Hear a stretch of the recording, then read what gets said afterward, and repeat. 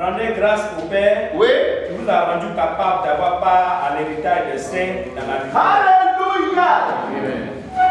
Ce qui est merveilleux dans ce passage, c'est le mot capable. Capable. Le mot qui a été traduit par capable, on dit ça veut dire doter quelqu'un d'un pouvoir pour qu'il fasse ce pourquoi on l'a envoyé.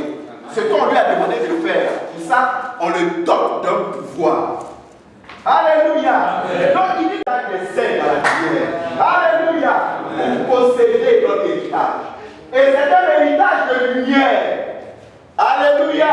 C'est un héritage de la maladie n'est pas dans ce héritage. Amen. La pauvreté n'est pas dans ce héritage. Amen. Alléluia. Amen. La colère n'est pas dans ce héritage. Amen. Alléluia. C'est l'épanouissement qui est dans ce héritage. Il nous a donné la capacité, le pouvoir de posséder notre héritage. Amen. C'est parce que tu ne prends pas toutes les armes de Dieu. Alléluia. Amen. Il nous a rendus capables. Il nous a donné la capacité. Vous savez, notre Dieu, c'est un Dieu conséquent. Amen. Et un verset qui montre l'intérêt de cette capacité, de ce pouvoir, est dans Luc. Il dit, petit, ne crains pas, ne crains point, petit troupeau, car votre Père céleste a fait quoi? A jugé bon de vous donner le royaume. Alléluia. Il commence par ne craindre pas. S'il ne craint pas, ça veut dire qu'il y a des motifs de crainte. Ça veut dire qu'il y a des adversités. Dieu nous a équipés. Vous voyez, quand on dit que Dieu nous a guéris. Donc la guérison est à nous. Donc si on se limite à ce que la guérison est à nous, alors que dans notre corps on sent la maladie, on n'a pas avancé. Il faut que cette guérison soit manifeste dans notre chair. Il faut que la maladie évacue. Alléluia. La maladie doit évacuer. Au nom de Jésus. Aucune maladie ne doit prospérer dans notre corps. Parce que notre corps est le temple du Saint-Esprit. Alléluia. La guérison doit se manifester. Donc on va dire, on va rendre grâce. On va dire, Père, nous te rendons grâce.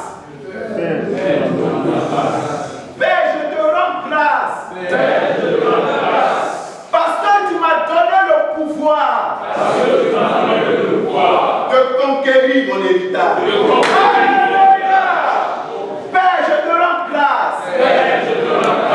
Parce que tu m'as donné le pouvoir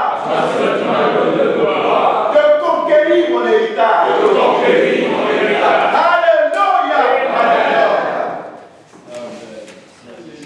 Le Père nous a donné le pouvoir de conquérir notre héritage. C'est pourquoi rien, aucun obstacle ne doit se dresser devant nous. Et puis nous on va fuir. C'est l'obstacle qui doit s'élever. Alléluia. C'est l'obstacle qui doit s'élever. Je vais vous rendre un témoignage, encore, toujours de cet homme de Dieu. Il dit qu'il y a un frère qui voulait vendre sa maison. Et il a mis une pancarte dans aux États-Unis, quand c'est quoi, il met une pancarte dans la cour pour dire que la maison est en vente. Et il a mis la pancarte. Et après avoir mis la pancarte, des jours passent, des mois passent, des années passent. Personne ne vient payer sa maison. 2 ans. Et dans la 2e année, il était à la télévision et puis il entend un message de ce frère. Où le frère disait que Dieu a déjà pourvu pour nous. Mais il se passe quelquefois, soit nous ou notre environnement empêche qu'on reçoive. Notamment Satan peut bloquer notre héritage. Le fait qu'on rentre en position de ce que Dieu a déjà pourvu. Alléluia. Et c'est pourquoi c'est important d'avoir la compréhension que Dieu a pourvu. Si c'est quelque chose qui fait partie de la grâce, Dieu a pourvu. Il n'y a pas la peine de savoir est-ce que tu veux, par exemple, un frère qui ne travaille pas, et puis se demande est-ce que Dieu veut que je ne travaille pas. Non, Dieu a déjà pourvu à ton travail. Un chrétien ne doit pas chômer. Si un chrétien chôme, c'est sa faute. Parce que Dieu a déjà pourvu. Et une chose que le Seigneur m'a révélée, il dit, le Saint-Esprit qui est en nous, c'est notre ADN spirituel. Amen. Ça veut dire que ton programme de vie est dans le Saint-Esprit. Si tu communies avec le Saint-Esprit, il va te dire. Parce qu'on ne communie pas avec le Saint-Esprit, on regarde le conseil des gens et puis on va faire des formations qui n'ont rien à voir avec ce que Dieu nous demande de faire. Et on est au chômage parce qu'on n'a pas consulté le Saint-Esprit. Alléluia. C'est de là que vient l'erreur. L'erreur n'est pas du Seigneur parce qu'il a déjà prouvé. Alléluia. J'ai le témoignage, avant de continuer ce témoignage, j'ai le témoignage d'une soeur, un pasteur c'est le pasteur qui m'a rendu mon voisin qui était quand j'étais abattu. Il dit que c'était une veuve et elle faisait les démarches pour avoir la pension. Elle tournait tout, ça ne va pas. Les gens ne lui donnent pas l'argent, elle on l'a fait tourner. Et pendant qu'il priait pour elle, le Seigneur lui dit, dis-lui de vendre du piment. Voici ce qu'il reçoit. Et il va lui dire, ah, je priais pour toi. Et le Seigneur m'a dit de te dire d'aller vendre du piment. Vraiment, parce qu'il faut qu'il y ait du piment dans toute la vente. Et donc il a prié pour elle. Et puis elle a commencé à vendre le piment. Elle est partie voir les gouvernements pour dire, ah, je veux vous livrer du piment. Et il y a des gouvernements qui ont donné l'accord, tout ça, donc elle a été cliente. Elle achète le piment, elle livre. Et elle est partie un peu, avec plus de clientèle. Et à un moment donné, elle est partie au village, elle a pris une parcelle, elle a semé son piment. Et après, elle a recruté des jeunes qui allaient livrer le piment et des vélos. Et quelques années après, elle appelle le pasteur qu'il vienne la visiter. Parce que lui n'était plus à vous, il était maintenant à lui. Il arrive, et puis donc, elle les reçoit, et puis elle tend pagne wax à sa femme, c'est un cadeau, tout ça. Et elle commence à raconter son témoignage. Elle dit, pasteur, tu vois les vélos là? C'est ça, j'ai dit du piment.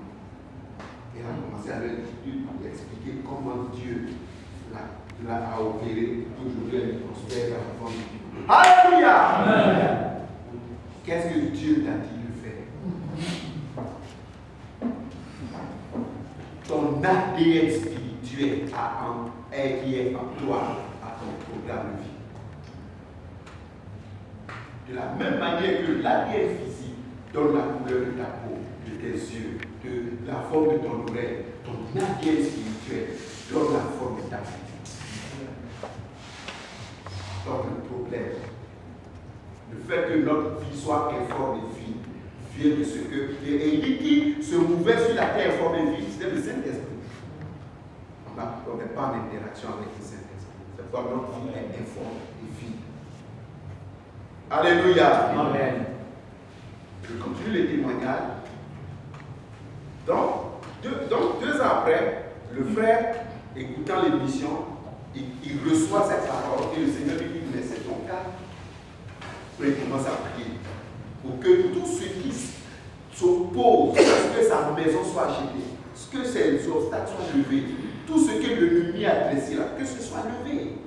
Vous voyez, en fait, ce qui se passait, c'est qu'il était maintenant à cheval entre 2 maisons. Puisqu'il a acheté une nouvelle maison, il payait et il payait le loyer. Puis il a pris à crédit. Donc il a des tensions financières. Oh, les tensions financières, ça ne vient pas du Seigneur. Dieu veut qu'on soit tranquille. Il dit, c'est dans la tranquillité et le repos que se trouve votre salut. C'est dans le calme et la confiance que se trouve votre force. Donc l'objectif du Seigneur pour travailler dans nos vies, c'est de nous mettre au calme. Pas qu'on soit bousculé dans nos cœurs. Tu ne sais pas demain, est-ce que tes enfants vont aller à l'école? Est-ce que tu vas avoir l'argent? Il ne veut pas ça. Donc il est prêt à pourvu. Il a déjà pourvu. Tous tes besoins de 2030, il a pourvu à ça. Amen. Alléluia. Amen. Et il a fait, pas au moment où tu vas arriver en 2030, mais il a fait à la fondation du monde. Alléluia. Et ce qu'il a fait, il a déposé ça. Communier avec le Saint-Esprit qui est en toi. Et tu vas découvrir ce que tu as fait. Amen. Donc, le frère finit de prier 2 jours après. Il a prié, je crois, pendant 2 jours. Et il finit. Un homme qui vient vers lui. pour acheter sa maison. Il lui donne l'argent de la maison. Si après ils ont fini, et le monsieur maintenant lui raconte son histoire. Le monsieur dit, le premier jour où tu as mis la pancarte dans la cour, j'ai dit à ma femme, voici notre prochaine maison qui est là. Donc depuis le premier jour où tu as mis la pancarte, j'ai dit, chercher l'argent. Et comment? Donc lui devait vendre sa maison. C'est l'argent qu'il allait prendre. Maintenant, celui qui voulait acheter sa maison devait vendre sa maison. Donc personne n'arrivait à vendre les maisons pendant 2 ans. Et il dit, il ne comprend pas, mais il y a 2 jours, tout s'est décanté d'une manière extraordinaire. Celui qui devait acheter sa maison a pu vendre sa maison. Il est venu acheter lui sa maison. Donc c'est l'argent là qu'il est venu déposer. Alléluia. Donc le blocage qu'il y a dans tes bénédictions, ce n'est pas Dieu qui regarde ça. Forcément. Donc il faut le frapper. Oh, il va le Alléluia. Mais pour ça, on a besoin d'équipements. Et les équipements que Dieu nous a donnés, c'est les dons. Un des problèmes de l'Église, on ne doit pas réagir par rapport à ce qui se passe dans les dénominations, on doit réagir par rapport à ce que Dieu a dit. C'est ce que Dieu a dit qui nous gouverne. Amen. Ce n'est pas ce que les hommes font de ce que Dieu a dit. Alléluia. Qu'est-ce que Dieu a dit? Marc 11. Marc 16.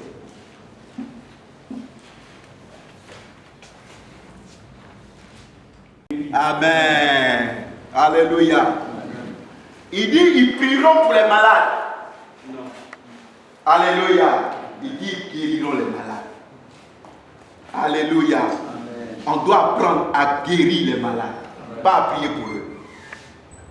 Alléluia. Amen. On prie quand on est fatigué, on dit frère, c'est que si Dieu va opérer, il a déjà opéré. Si ça ne se manifeste pas, recherchons la cause. Dieu a déjà opéré. Alléluia. Et il y a quelque chose d'inattendu qui est dans ce verset. Ils guériront les malades, on voit. Bon, c'est utile. Alléluia. Ils vont boire quelques breuvages mortels. Bon, là encore, bon, peut-être quelqu'un veut t'empoisonner. Ils vont saisir des serpents, peut-être que tu es en brousse. Alléluia. Ils chasseront les démons. Il y a des gens possédés. Mais il dit, ils parleront de nouvelles langues. Ça, c'est parti. Et quel est l'intérêt de parler de nouvelles langues? Quand on lit ça, ça vient comme un grain de cheveux sur la soupe. On ne dit pas de nouvelles langues. Bon, je veux dire, déjà, souvent même ce qu'elle a là, tu n'arrives pas à bien parler. Et puis on va ajouter encore de nouvelles langues. Frère, si le Seigneur a mis ça, s'il a cité, c'est parce que c'est quelque chose de fondamental. Amen. Mais quand on néglige,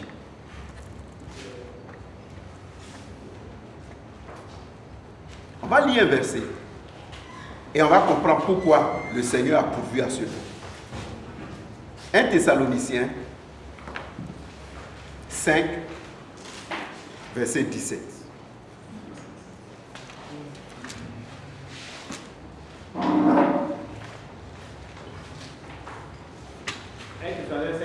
Oui. Alléluia.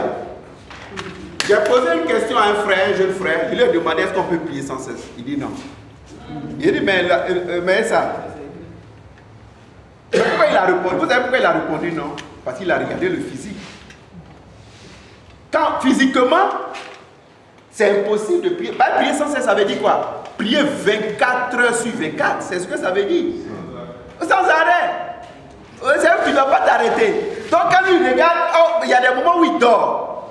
Mais où va prier 24 heures sur 24? Et puis s'il prie 24 heures sur 24, comment il va faire pour vivre? Alléluia. Je lui ai demandé quelle est la forme de ce verset. 1 Thessaloniciens 5, 17. Dites-moi, quelle est la forme de ce verset? C'est un impératif. Ça veut dire, c'est un commandement, c'est un ordre. Frère, ce verset est un ordre. Alléluia.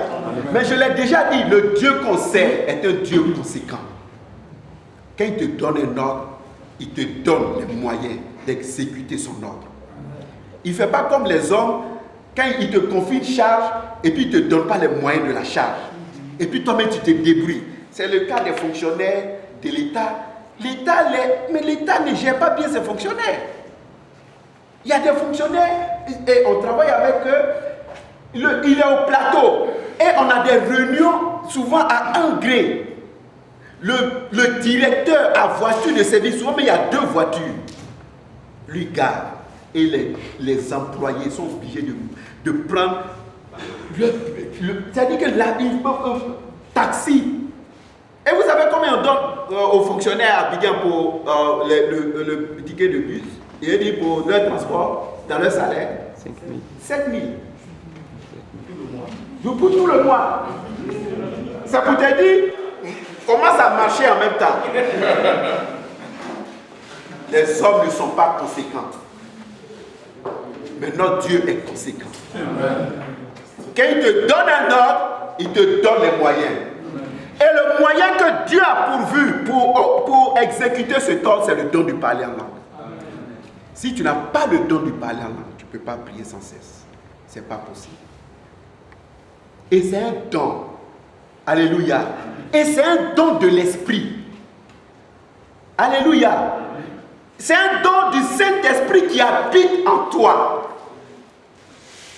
Alléluia. Donc ça veut dire que tu as potentiellement ce don. Mais pourquoi tu ne le manifestes pas? Parce que peut-être tu n'y crois pas. Mais c'est une erreur qui te prive d'un équipement.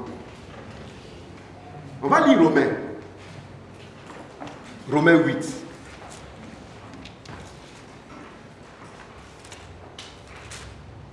Et 6 à 27. Oui. Et même aussi, l'Esprit nous aide dans notre faiblesse. Oui. Car nous ne savons pas ce qu'il nous convient de demander dans nos prières. Mais l'Esprit lui-même intercède par des soupirs inexprimables. Et celui qui sonde les cœurs connaît quelle est la pensée de l'Esprit, parce que c'est selon Dieu qu'il intercède en faveur des saints. Amen. Alléluia. Ce verset-là parle du parler en langue, mais ce n'est pas très clair quand on lit. Mais il nous montre que le Saint-Esprit prie pour nous. C'est ce que le verset dit. Le Saint-Esprit prie pour nous. Le Saint-Esprit prie pour nous. On va garder ce passage et puis aller dans 1 Corinthiens 14, verset 14.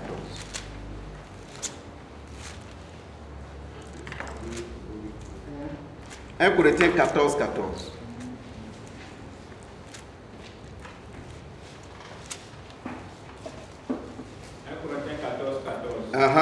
Car si je prie en langue, oui, mon esprit est en prière, oui, mais mon intelligence demeure stérile. Amen. Il dit quand le Saint-Esprit prie pour nous, on est en prière en esprit, mais notre intelligence est stérile. Amen. Donc le parler en langue est une capacitation que le Saint-Esprit nous donne pour prier. Donc c'est un don de prière. C'est un don de prière. Alléluia. Le parler en langue est un don de prière. Ce n'est pas juste pour parler en langue. C'est un don pour nous assister dans la prière.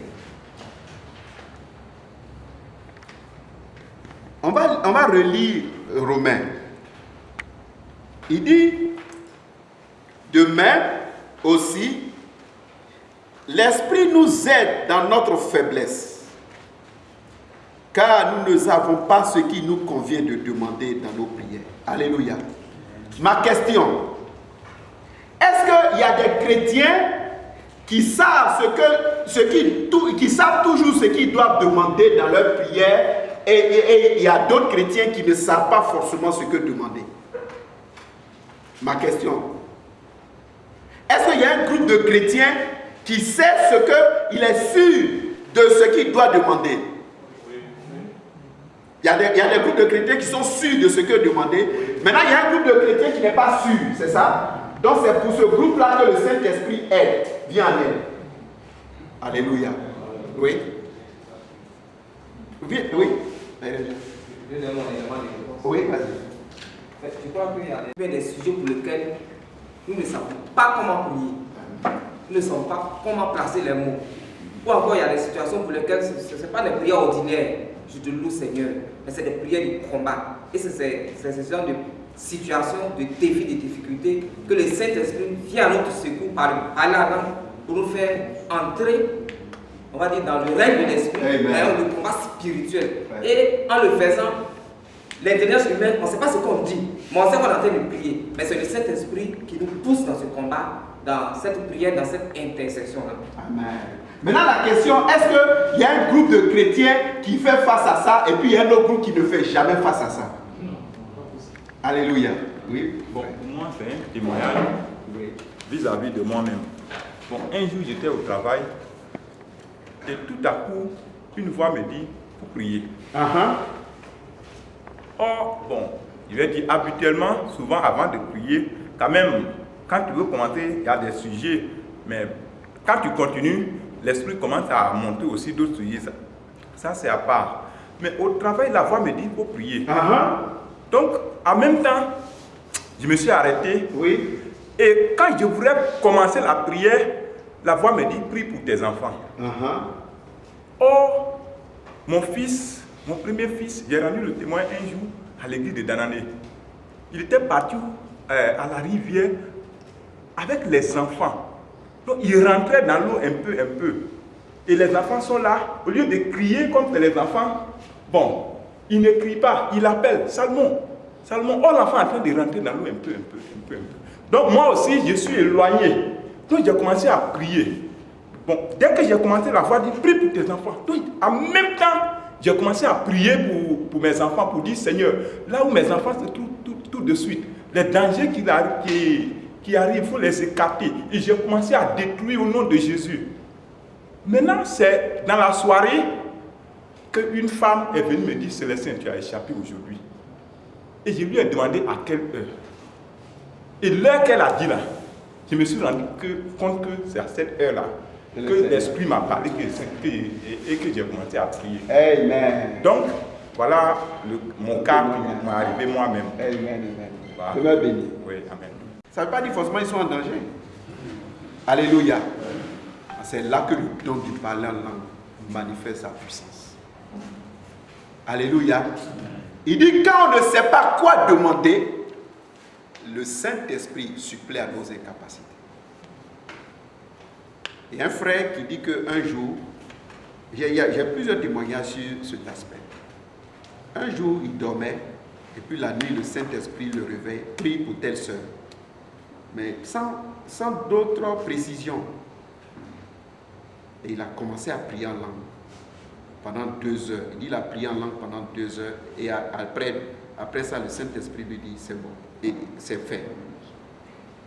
Et ce qui s'est passé, c'est que la sœur était sur le point d'être grugée par sa sœur, qui voulait prendre son argent en reversant son argent sur un compte. Et c'est au même moment là, elle est venue, elle a vu, elle les a trouvés dans la banque et elle a pris son argent pour partir. Alléluia.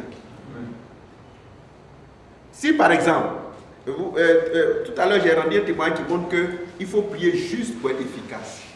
Si tu dis Seigneur, que ta grâce repose sur la sœur, rien ne va opérer. Mais le Saint-Esprit vient suppléer. Donc, si nous tous, on peut se retrouver dans des cas où on ne sait pas quoi demander, ça veut dire que nous tous, on est éligibles au don du Saint-Esprit, au don du parler en langue. Parce qu'on va se retrouver dans des cas où on ne sait pas quoi dire. Il dit c'est là que le don du parler en langue vient à ton secours. Et puis tu il y a un frère qui m'a rendu le témoignage d'une sœur. Il dit qu'elle était en train de rentrer à la maison et puis à un moment donné, elle a commencé à prier en langue. Elle prie en langue, elle ne s'arrête pas.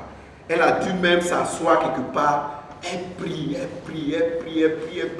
a prié jusqu'à arriver un moment, elle a arrêté, et puis elle a continué son chemin. Elle arrive à la maison, la porte de sa maison est ouverte, et il y a des gens, il y a 2 personnes qui sont assises dans sa maison. Et il attendait. Et elle leur demande les nouvelles. Ils disent non, qu'en fait, on était venu te cambrioler. Maintenant, bon, on a pris les affaires, mais à un moment donné, on a vu que ce n'était pas nécessaire. On ne devait pas te cambrioler. Donc, on a décidé de t'attendre. Quand tu vas rentrer, puis on va t'expliquer. Mais ça, c'est moi, j'ai agrément quoi. Mais elle a trouvé les personnes. Alléluia. Si le Saint-Esprit te prie pour ta maison, qu'il n'y ait pas d'incendie. Mais ce n'est pas un incendie. C'est des voleurs. Le Saint-Esprit a suppléé à ses incapacités. Amen.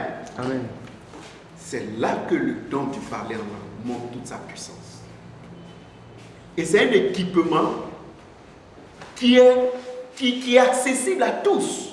Il n'y a pas, Dieu ne dit pas, vous voyez, une erreur qu'on fait dans l'interprétation du verset qui dit que le Saint-Esprit donne selon sa volonté. C'est que la volonté de Dieu peut être de donner à X et puis de ne pas donner à Y. Ce n'est pas vrai.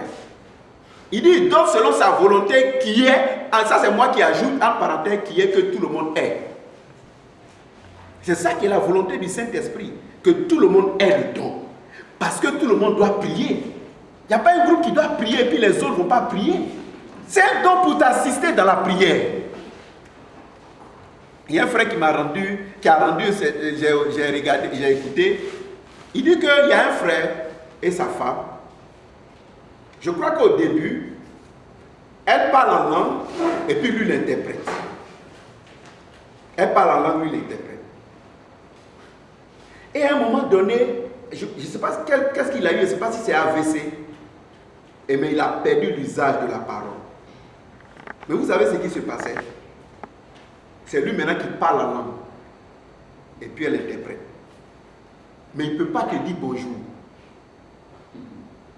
Il dit, il ne peut pas te dire bonjour parce qu'il a perdu l'usage de la parole. Mais il parle en langue. Et quand il finit de parler, sa femme interprète. Voici ce qu'il vient de dire. C'est extraordinaire.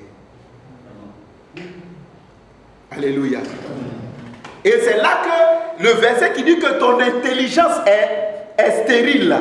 Parce que là, verset, il attaque ton intelligence. Il n'attaque pas ton esprit. Alléluia. Donc le Saint-Esprit prend directement contrôle de ton corps et puis il communique. Maintenant, c'est en cela qu'il y a une partie du verset qui est un peu mal perçue. On dit, regardez, il dit que mais l'Esprit lui-même intercède par des soupirs inexprimables. Dans certaines versions, on dit par des paroles que la bouche ne peut pas exprimer. Alléluia. Donc la question, est-ce que donc finalement, quand le Saint-Esprit prie, il ne parle pas? Alléluia.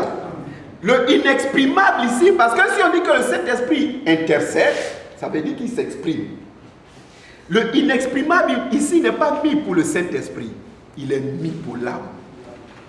Il est mis pour l'intelligence. Il dit que le Saint-Esprit exprime des choses que l'intelligence ne peut pas exprimer. Alléluia. Mais il exprime parce qu'il utilise notre corps pour parler. Frère, si tu n'as pas le don de parler en langue, il faut le rechercher. Parce que c'est un équipement. Ce que le Seigneur m'a fait comprendre, c'est que c'est des lunettes d'infrarouge. Vous voyez, les soldats, les soldats ont un équipement sous forme de lunettes, mais ça leur permet de voir dans la nuit. Donc un chrétien qui n'a pas le don de parler en langue, il ne peut pas voir dans la nuit. Parce que dès que ça devient obscur, il ne peut plus agir.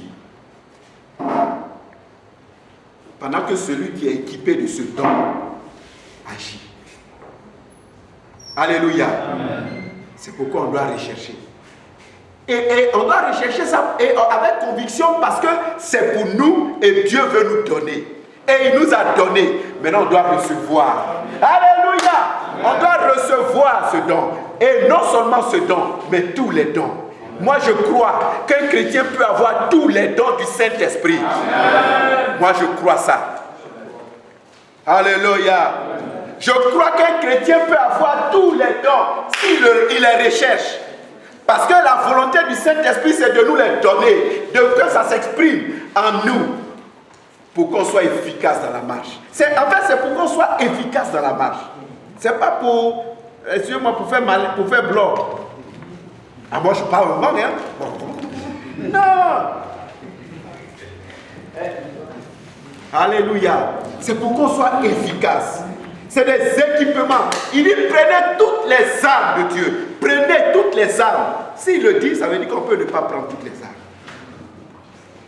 On doit prendre toutes les armes. Prenons toutes les armes. Amenons l'église à prendre toutes les armes. Parce que c'est des provisions déjà pourvues. C'est des provisions déjà pourvues. Encadrons l'église à prendre toutes les armes. Pour que quand il y a une situation qui se fait, qui se manifeste dans l'église, on n'est pas dans l'ignorance. Alléluia. On n'est pas dans l'ignorance. On est dans beaucoup on ne sait pas qu'est-ce qui se passe, pourquoi. Parce qu'on n'a pas tous les équipements. Alléluia. On n'a pas tous les équipements parce qu'on n'aspire pas à ces équipements. On n'aspire pas à ces équipements parce qu'on a des blocages. Alléluia. Amen. Que le Seigneur nous aide. Amen. Que le Seigneur nous aide. Amen. Parce que c'est le chemin de la gloire. Il nous appelle à la louange de sa gloire. C'est le chemin de la gloire. Amen. Pour qu'on n'ait pas d'obstacle. S'il y a une situation, on doit traiter la situation.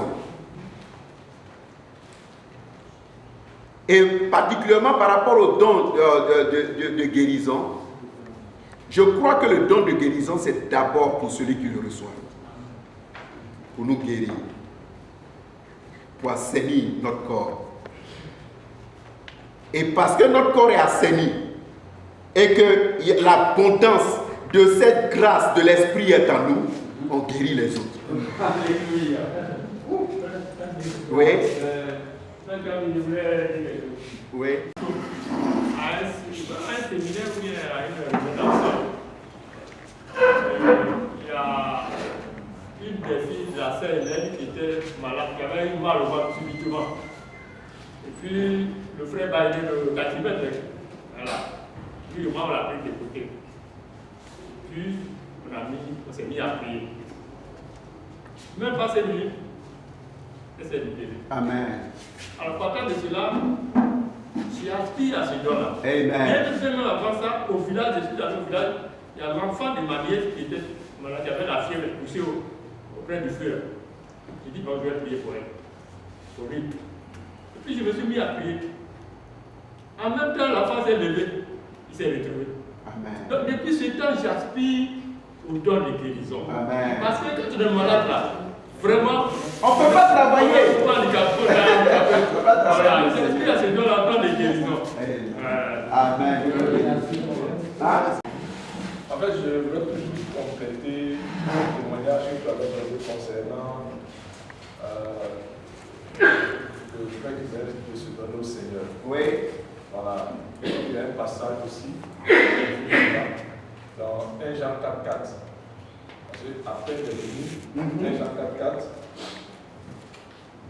On connaît ce verset.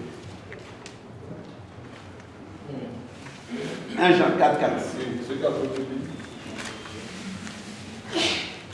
Dieu, vous les avez vécus parce que celui qui est en vous est plus fort que celui. Alléluia. Amen. Même quand j'ai lu ça, après j'ai dit, mais ça c'est un progrès encore parce que nous, petits enfants, on sait que l'enfant est déjà petit, mais on dit petits enfants.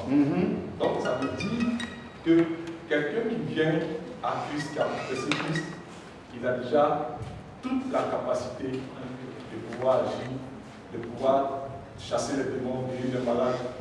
Comme la recette du pape bien parce que Amen, amen. Demeure béni. Amen. Donc, on doit être transformé par le renouvellement. Il faut que le renouvellement de l'intelligence s'opère. Et ça doit s'opérer sur la base de la parole. Ce que la parole dit doit alimenter notre réflexion. Amen. Doit alimenter notre travail. Parce que si Dieu l'a dit, ça veut dire que c'est la vérité. Amen. Et l'Église est le creuset de la manifestation de la vérité. C'est dans l'Église que Dieu veut révéler sa vérité. Amen. La vérité. Et donc l'Église doit faire en sorte que toute la vérité de Dieu soit visible. Quand les gens regardent l'Église, on doit voir la parole de Dieu. On doit matérialiser la parole de Dieu. Un dernier témoignage, toujours le frère Omar, parce qu'il dit que sa femme est décédée, il a ressuscité, bon, et certainement il a prié pour elle ressusciter. Mais le témoignage que j'ai entendu, qu'il a rendu, c'était que son fils est décédé. Et ils l'ont mis dans le tiroir. Ils n'étaient pas dans le même état. Donc ils ont dû voyager, lui et sa femme, ils ont voyagé. Donc ils avaient déjà mis l'enfant dans le tiroir. Quand ils sont venus, il dit qu'ils sont venus, ils ont dit non, il ne peut pas mourir, non, faites-le sortir. Ils ont prié, il s'est réveillé. Alléluia. Amen. Si eux ne croyaient pas que Dieu avait déjà pourvu pour la résurrection, ils allaient perdre leur enfant. Et il disait que lui n'allait pas avoir de petits-enfants. Un an après, son fils a eu son premier enfant. Alléluia. On doit alimenter notre réflexion par la parole de Dieu. C'est ce que la Bible dit qui est vrai. Alléluia. C'est ce que Dieu dit qui est vrai. Donc c'est la parole de Dieu qui doit être le socle de notre réflexion et de notre action. Et c'est toute la parole. Prenons toutes les provisions, prenons toutes les âmes. Tout ce que Dieu a pourvu, c'est pour nous. Si ça ne se manifeste pas dans ta vie, ça ne veut pas dire que tu n'es pas chrétien, mais ça veut dire que on appelle ça, tu manques de quelque chose. Il faut rechercher. Il ne faut pas dire Dieu a pourvu. Et ayant pourvu, il veut que tu manifestes. Donc Dieu ne peut pas pourvoir et puis tu n'as pas et puis dit non, toi tu ne dois pas avoir. Non, c'est pour les autres, hein. Toi tu n'es pas dedans. Hein. Non, alléluia. Nous sommes tous dedans. On est tous dans la guérison. On est tous dans la prospérité. On est tous dans la joie. On est tous dans tous les dons. Alléluia. Que le Seigneur nous bénisse. Amen.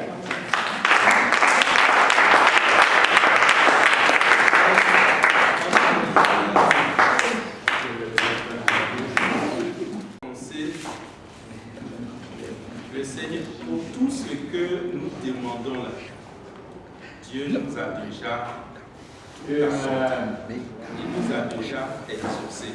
Comme il a dit, même avant la fondation du monde. Amen. Je propose que nous lisons Ésaïe 49.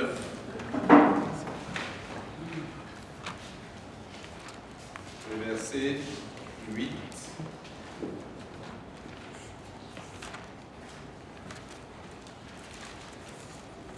Au verset 10. Il dit, ainsi parle l'Éternel, au temps de la grâce, je t'exaucerai. Et au jour du salut, je te secouerai. Je te garderai et je t'établirai pour traiter alliance avec le peuple, pour relever le pays et pour distribuer les héritages désolés, pour dire aux captifs, sortez, et à ceux qui sont dans les sépulcres, dans les ténèbres, paraissez. Ils paîtront sur les chemins et ils trouveront des pâturages sur tous les coteaux. Ils n'auront pas faim. et ils n'auront pas soif.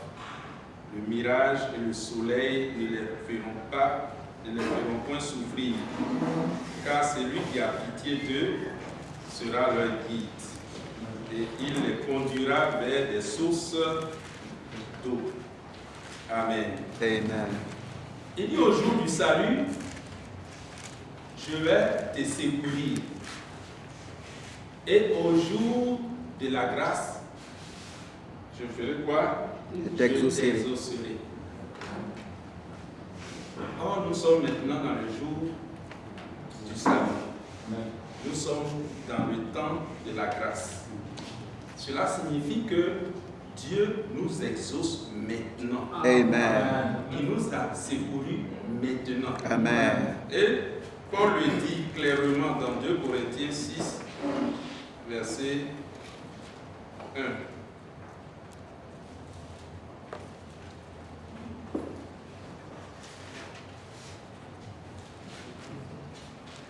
2 Corinthiens 6, verset 1 à 2. 1 à 2. Ouais. Puisque nous travaillons avec Dieu, nous vous exhortons à ne pas recevoir la grâce de Dieu en vain. Car il dit, au temps favorable, je t'ai exaucé, au jour du salut, je t'ai secouru. Donc, Dieu, quand il dit je t'exaucerai, il t'a déjà exaucé. Quand il dit je vais te secourir, il t'a déjà secouru. Pour Esaïe même, au jour du salut, on sera exaucé ou secouru. Mais dans Esaïe 53, il dit, par ses meurtrissures, nous sommes guéris. Physiquement sur la croix. Mais il sait que cela est accompli depuis longtemps avant la fondation du monde. Et donc, quand nous prions, par la foi, croyons que nous avons déjà l'exaucement, que Dieu nous a déjà répondu favorablement. Exaucer là, veut dire que la chose est accomplie. Le mot exaucer, je l'ai cherché tout à l'heure dans le dictionnaire. Ça veut dire que Dieu, voilà, que Dieu nous bénisse. Amen. Amen. Amen. Amen.